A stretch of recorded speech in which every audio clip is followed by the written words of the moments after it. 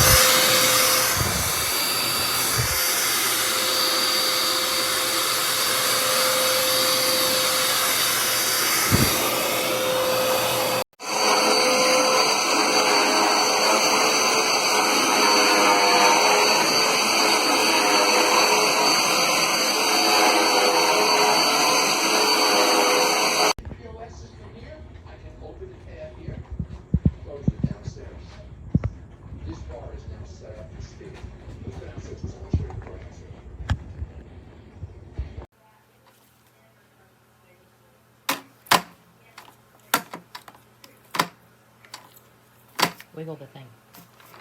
Move this.